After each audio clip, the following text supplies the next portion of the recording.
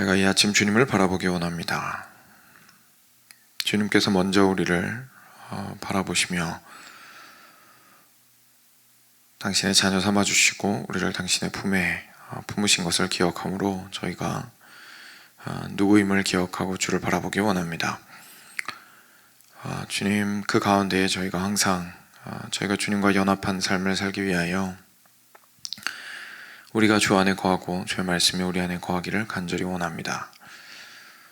아버지 하나님의 말씀이 우리 안에서 깊이 있게 뿌리를 박아 열매를 맺도록 하여 주시고 다른 것이 아니라 주님의 말씀을 인하여서 우리의 삶이 풍요로워지며 참으로 기쁨과 안식과 평안이 넘치며 또한 때로는 책망과 도전으로 인하여서 계속해서 성장해 나가며 주를 바라볼 수 있는 힘을 얻게 되기를 주님 앞에 간절히 간구드립니다. 그것을 위하여 이 아침을 주여 사용하여 주시옵소서. 이 시간을 통하여서 우리가 주님께만 집중할 수 있도록 하여 주시고 주님의 말씀을 통하여서 주께서 어떤 분이신지 그리고 우리가 누구인지를 깨달아 알아 우리가 주님 앞에 주의 백성으로서 살아가도록 하여 주시기를 다시 한번 간절히 간구드리옵나이다.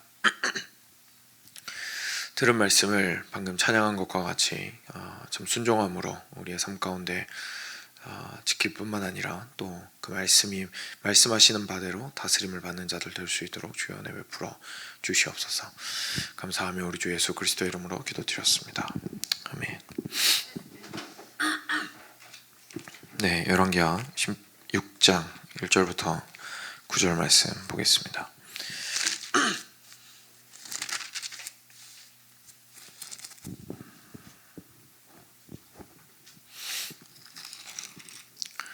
네, 16장 1절부터 9절 제가 먼저 한 절을 읽겠습니다.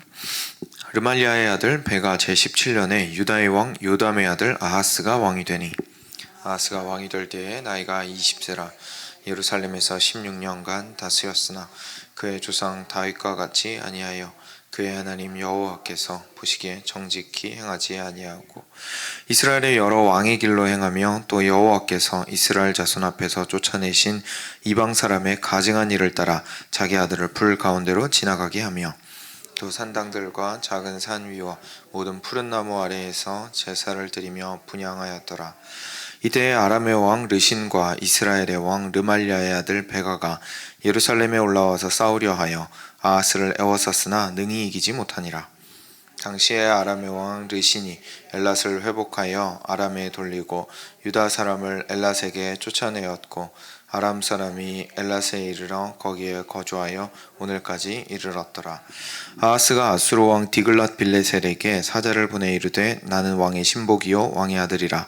이제 아람 왕과 이스라엘 왕이 나를 치니 청하건대 올라와 그 손에서 나를 구원하소서 하고 아하스가 여호와의 성전과 왕궁 곳간에 있는 은금을 내어다가 아수르 왕에게 예물로 보냈더니 함께 읽겠습니다. 아수르 왕이 그 청을 듣고 곧 올라와서 다메섹을 쳐서 점령하여 그 백성을 사로잡아 기르로 옮기고 또 르신을 죽였더라. 아멘. 네, 이제 어제는 베가였죠. 베가와 요담에 대한 그 짧은 역사를 저희가 함께 좀 살펴보았고요. 오늘은 유다 부분입니다. 그래서 유다의 요담 왕의 아들이었던 아하스에 대한 이야기인데요. 기억하시겠지만 요담까지는 그래도 다윗의 길을 따라서 의롭게 행한 좋은 왕들이었습니다. 근데 아하스에 와서는 이제 그 좋았던 모습이 끊어지게 됩니다. 베가가 17년 동안 그 북이스라엘에서 다스린 타이밍에 이제 아하스가 왕이 되었는데 남유다에서 그때 12살이었습니다. 어린 나이에 왕이 되었죠. 그리고 16년간 다스렸습니다. 그런데 여기 2절에 뭐라고 나오냐면 그의 조상 다윗과 같지 아니하여 그의 하나님 여호와께서 보시기에 정직히 행하지 아니하고 라고 이야기합니다. 그리고 나서 사실 12살에서 16년간 다스렸으면 나이가 많아봤자 28살까지 이제 왕 위에 있었던 건데 사실 10대나 그런 어려운 네, 20세군요. 제가 잘못 봤네요. 20세에서 16년간 다스렸으니까 36까지군요. 네. 그런데 20세부터 16년간 다스리는 그 기간 동안에 정말 안타깝게도 3절, 4절과 같은 굉장히 어려운 그리고 참 절대로 해서는 안 되는 행동을 하는 것을 보게 됩니다. 이스라엘의 여러 왕의 길로 행하며 이렇게 먼저 나와 있는데요. 그러니까 남유다가 아니라 그 북이스라엘의 다른 왕들이 악하게 행하던 그 길을 따라서 우리 아하스가 행했던 것을 보게 됩니다. 또 여호와께서 이스라엘 자손 앞에서 쫓아내신 이방 사람의 가증한 일을 따라서 자기 아들을 불 가운데로 지나가게 하며 라고 이야기합니다. 그래서 여기서 가증하다라는 거는 이제 하나님께서 정말 미워하시는 그래서 이스라엘 백성으로서는 절대로 흉내도 내면 안 되는 이제 그런 행위들을 의미하는데 그 중에 하나가 바로 자기 아들을 불 가운데로 지나가게 하는 것이었죠. 그래서 실제로 이게 이제 비유가 아니냐라고 이야기하는 사람도 있는데 그렇지 않고 실제로 많은 기록으로도 성경 이외의 기록으로도 남아있는 그 당시 고대 근동 시대에서 사람들이 행했던 방식이었습니다. 그래서 자기 아들을 불 가운데로 지나가게 그냥 지나가게 한 걸 수도 있고요. 정말 실제로 인신 제사를 드렸던 것일 수도 있습니다. 그래서 이것보다 훨씬 더 오래 전에 이제 모세가 살아있을 당시에 몰록이라는 신을 섬기는 사람들이 실제로 그렇게 아이들을 불로 지나가게 하거나 인신 제사를 드렸던 기록들이 성경 안에도 남아 있죠. 그래서 이런 일들을 그대로 본받아서 행한 것을 보게 됩니다. 그리고 또 산당들과 작은 산 위와 모든 푸른 나무 아래에서 제사를 드리며 분향하였더라 라고 표현하는데 여기서 이제 저희가 보았을 때는 이 표현이 뭐 어떤 표현인지 그냥 그랬나 보다 라고 생각할 수 있지만 이제 그 당시 문화권에서 이 표현이 그 제사나 이렇게 그 신들을 향해서 제사를 지내는 그때에 이제 음란한 행위를 한 것을 이렇게 푸른 나무 아래에서 라고 표현을 했다고 학자들은 보고 있습니다. 그러니까 그 당시에 이렇게 신을 섬기더라도 그냥 상식적으로 또는 도덕적으로 섬긴 것이 아니라 굉장히 문란하고 음란한 방식으로 이제 제사를 지내야 그 성적인 거랑 풍요로움과 농사의 풍요로움과 이렇게 보통 연관을 지었었기 때문에 그렇게 해야 이제 신들이 좋아하고 이제 비도 내리고 우리가 풍요로워질 것이다. 이제 이렇게 생각을 했던 거죠. 그래서 그런 모습들을 보였는데 그 예루살렘에 우리 하나님을 섬기는 그 성전이 떡하니 버티고 있는 남유다 안에서 이런 일이 이루어졌다라는 게 참 저희로서도 좀 믿기지가 않지만 실제로 아하스가 다스리는 16년 동안 이런 일들을 행했던 것을 저희가 보게 됩니다. 근데 이때에 어제 보았던 말씀이랑 이제 연결이 되는 건데요. 북이스라엘이 아람이랑 연합군을 형성을 했습니다. 그리고 나서 남유다를 이제 압박하기 시작합니다. 그런데 왔을 때 르신과 그러니까 아람 왕이죠. 아람 왕 이름이 르신이었는데 르신과 베가가 예루살렘에 올라와서 싸우려 하여 아하스를 에워쌌지만 이기지는 못했습니다. 근데 아람 왕 르신이 거기에서 엘랏이라는 도시를 이제 자기 걸로 취한 이야기가 6절에 잠깐 나옵니다. 그리고 나서 이제 아하스가 불안했을 거 아닙니까? 그죠? 이런 일이 있고 나서 굉장히 불안했을 텐데 이때 7절에 이제 아수르 왕에게 도움을 요청하는 것을 보게 되죠. 디글랏 빌레셀에게 사자를 보내서 이렇게 말합니다. 나는 왕의 신복이요 왕의 아들입니다.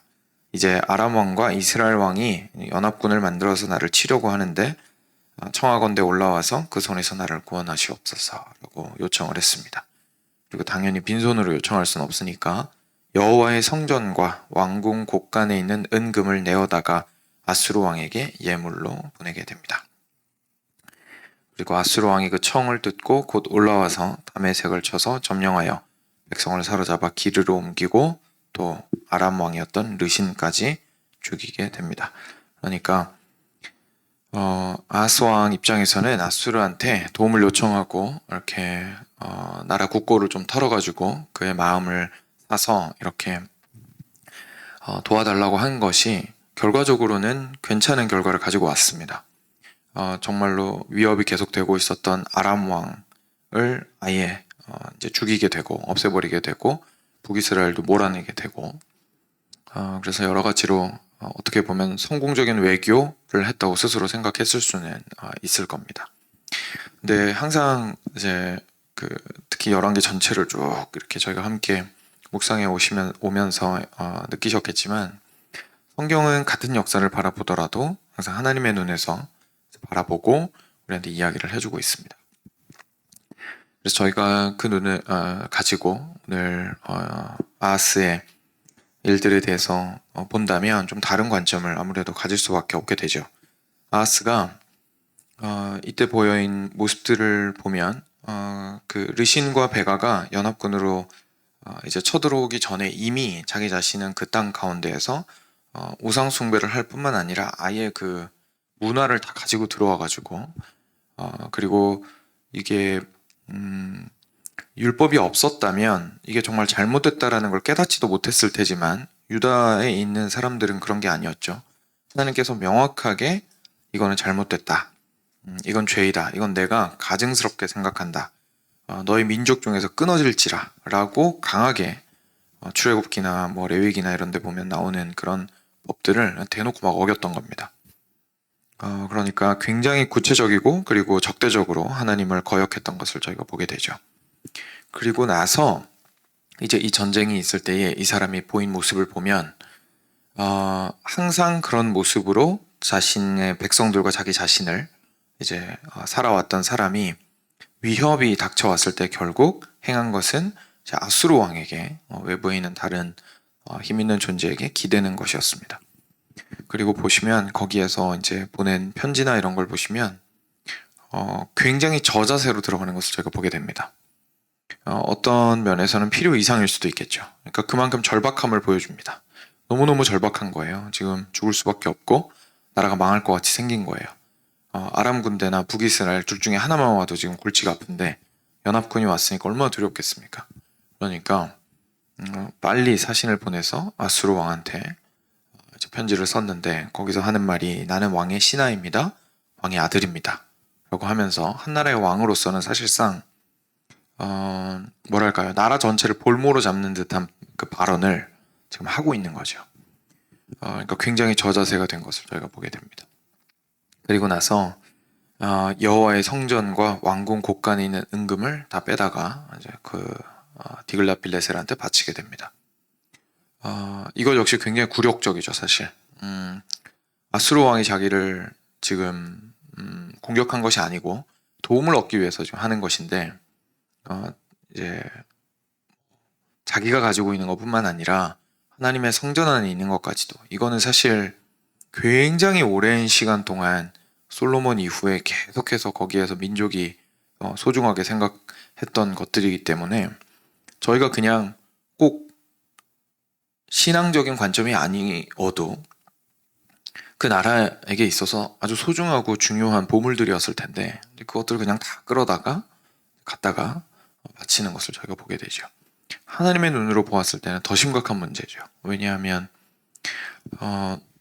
그냥 단순하게 하나님을 외면하고 다른 신을 섬긴다든지 하나님을 외면하고 다른 존재를 의지한다든지 해도 그게 문제인데 하나님의 것을 빼앗아서, 그죠? 하나님에게 속한 것을 긁어내어서 이쪽에 갖다 준다는 얘기는 무시하거나 그냥 잊어버린 것을 넘어서서 아예 하나님의 존재에 대해서 굉장히 너무나 거의 없는 것에 가깝게 생각을 하고 있다는 것을 보여주기 때문에 그렇습니다. 그런데 이런 아하스의 안에서의 그런 우상숭배하고자 하는 마음과 이방민족과 함께 같은 방식으로 살아가고자 하는 그 마음이 겉으로 드러낸 이 모습들을 보면 혹시 이게 연결이 좀 잘 되시는지 모르겠습니다. 저희가 이 부분에서 좀 깊이 있게 묵상을 하게 되는데요. 저희는 좀 자연스럽게 이렇게 생각할 수가 있습니다. 사람이 그 이스라엘 역사나 유다 역사를 통해서 하나님을 굉장히 적대적으로 대하거나 이렇게 오늘 아하스가 보여주었던 것처럼 굉장히 적극적으로 뭔가 하나님에게 등을 돌릴 뿐만 아니라 아예 그냥 밀어붙이는 그런 모습을 보이는 사람들을 보고 저희는 보통 굉장히 포악하고 그리고 굉장히 포악하고 악하고 그리고 속에 굉장히 공격성이 많고 그리고 굉장히 독단적이고 어떤 그 포악한 성격을 기본적으로 가지고 있는 사람이라고 생각을 하기가 쉽습니다. 그래서 그런 사람이기 때문에 그렇게 강력하게 하나님에 대해서 대적할 수 있었고 머리를 들이밀 수 있었고 이렇게 반기를 들 수 있었다고 저희는 보통 생각을 합니다. 그리고 실제로 그래서 그런 마인드가 참 신기하게도 저희가 일상생활을 살아가면서 드러나게 되죠. 왜냐하면 우리가 우리 자신을 볼 때에는 우리 자신의 연약함이나 약함을 너무 잘 알고 있기 때문에 그런 포악한 사람이랑 보통 연결을 잘 안 시키거든요. 옆에서 보면 그런 공격성을 가지고 있는 사람이 간혹 보입니다. 그죠? 그 강함 을 보이고 있는 사람이 가지고 있는 사람들이 보일 때가 있습니다. 그리고 실제로 성격적으로 강함을 가지고 있는 사람들이 무리 중에서 튀기도 하고 그리고 자기 의견을 개진하는 데 있어서 강하기 때문에 죄를 행하는 데 있어서도 서스름이 없을 것이다 이렇게 생각할 수 있습니다. 그래서 보통 이런 말씀을 보면 이제 이렇게까지 막 몰록을 섬기는 사람들이 했던 것처럼 자녀들을 불로 지나가게 만들고 하는 이 행동을 했던 아하스가 그런 굉장히 강하고 포악한 이렇게 폭정을 행하는 폭군의 모습으로 저희가 생각을 해볼 수 있을 겁니다. 근데 실제 어떤 모습인지 저희들한테 주어지진 않았습니다. 그렇죠? 근데 저희가 한 가지 분명히 확인할 수 있는 건 바로 그 외부에서 아수르 왕한테 행했던 이 사람의 모습입니다. 아수르 왕한테 행한 모습을 보면 이 사람이 얼마나 연약한 사람인지를 알 수 있습니다. 굉장히 연약한 사람이죠. 지금 현재 있는 상황을 스스로의 힘으로 이것을 이겨내고자 하는 것도 아니고 다른 것으로 이 문제를 더 지혜롭게 그러니까 어떻게 하면 외세를 끌어들이지 않고서라도 지금 현재 나한테 위협이 되고 있는 아람과 이스라엘 연합군을 해결할 것인가 그리고 만약에 외세를 끌어들여야 한다면 어떻게 지혜롭게 그것을 할 것인가라고 상황을 주도하고 쥐고 있는 모습이 전혀 안 보입니다. 그죠? 상황에 완전 끌려다니고 있죠. 굉장히 연약한 사람입니다, 사실.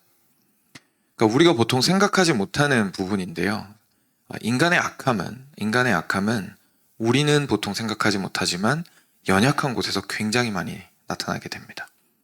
우리가 하나님 이외에 다른 신들을 그렇게 섬기게 되는 이유는 하나님에게서 무언가를 끌어와서 까지 그 자원을 가지고 다른 신들 또는 다른 것들을 의존하게 되는 케이스는 사실 대부분 연약해서 그렇습니다. 왜냐하면 그걸 못 기다리는 거예요. 하나님께서 움직이시는 것을 기다릴 수가 없는 겁니다. 그리고 하나님께서 하시는 방법을 참을 수가 없는 거죠. 그래서 그 상황을 버티고 있을 수 있는 힘이 부족해서 그때에 엄청나게 흔들리게 되고 자신의 방법을 찾게 됩니다. 그리고 하나님 이외에 다른 강한 존재에게 가서 의존하게 됩니다. 지금 이 시대에는 아무래도 이때도 마찬가지였지만 지금은 이제 더 심한데 아무래도 돈이 되겠죠.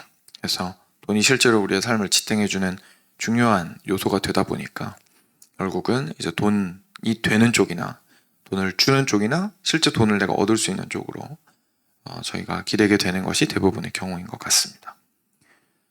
근데 우리가 이 사실을 깨닫는 것이 참 중요합니다. 왜냐하면 우리 대부분은 참 연약하기 때문에